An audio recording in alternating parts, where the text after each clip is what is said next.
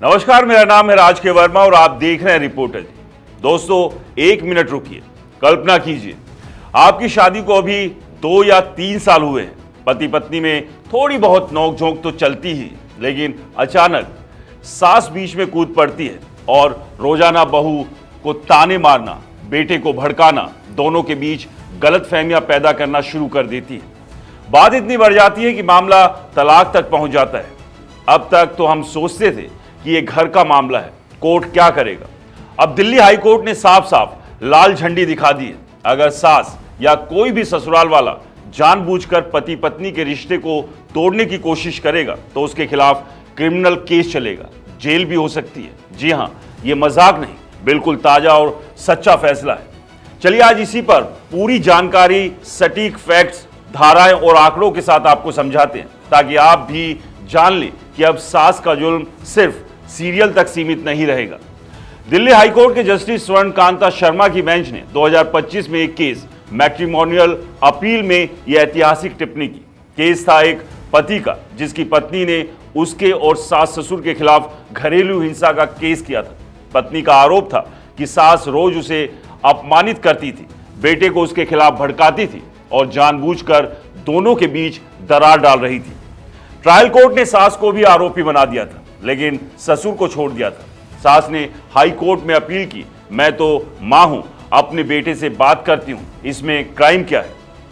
Court ने सास की अपील खारिज करते हुए साफ कहा, अगर कोई तीसरा व्यक्ति, चाहे माता पिता ही क्यों ना हो, जानबूझकर और लगातार पति पत्नी के वैवाहिक रिश्ते में हस्तक्षेप करता है, उनका रिश्ता तोड़ने का इरादा रखता है, उन्हें अलग करने की कोशिश करता है, तो ये सिर्फ घरेलू हिंसा नहीं बल्कि भारतीय दंड संहिता की धारा 498A, पत्नी के साथ क्रूरता के साथ साथ 506, वैवाहिक रिश्तों को नुकसान पहुंचाने का आपराधिक षड्यंत्र और धारा 34, सामान्य आशय के तहत गंभीर अपराध है।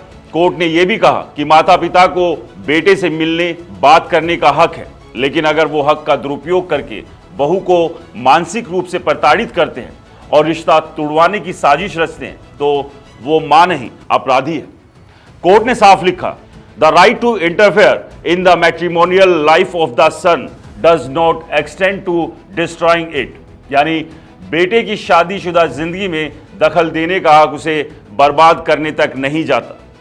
अब आंकड़े देखिए। राष्ट्रीय अपराध रिकॉर्ड ब्यूरो यानी NCRB 2022 के आंकड़ों के अनुसार भारत में हर साल लगभग 1 लाख से ज्यादा 498A के केस दर्ज होते हैं। इनमें से करीब 15 से 20% केस में सास ससुर भी आरोपी होते हैं, लेकिन ज्यादातर केस में सास को सिर्फ महिला होने की वजह से या बुजुर्ग होने की वजह से राहत मिल जाती थी।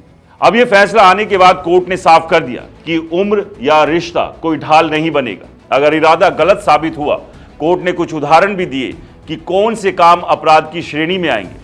रोज बहू को बेकार, नाकारा, बांझ जैसे ताने मारना, बेटे को फोन करके बहू की बुराई करना और कहना ये तेरी लाइफ बर्बाद कर देगी, तलाक ले ले। घर में अलग अलग खाने, अलग कमरे का इंतजाम करके दोनों को अलग करना, रिश्तेदारों के सामने बहू को लगातार अपमानित करना, ये सब अब सिर्फ घरेलू कलह नहीं, सबूत के साथ क्रिमिनल केस बनेगा। सबसे मजेदार बात, कोर्ट ने यह भी कहा कि अगर सास सिर्फ बेटे से अपनी तकलीफ बताती है, जैसे बहू मेरा ख्याल नहीं रखती, तो वो अपराध नहीं, लेकिन अगर वो बहू को नीचा दिखाने और रिश्ता तोड़ने के लिए लगातार साजिश करती है तो सजा पक्की।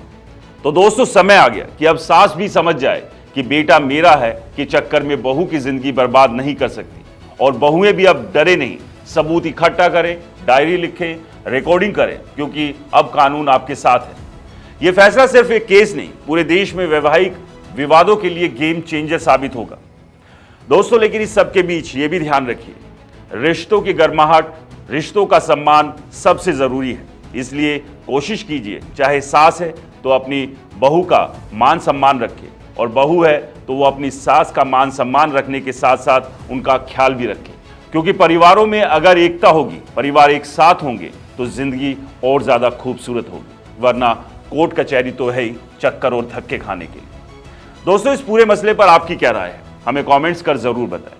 और हाँ, ये वीडियो पसंद आया हो तो इसे ज़्यादा से ज़्यादा शेयर करें, लाइक करें और हमारे चैनल को सब्सक्राइब और फॉलो करना ना भूलें। नमस्कार।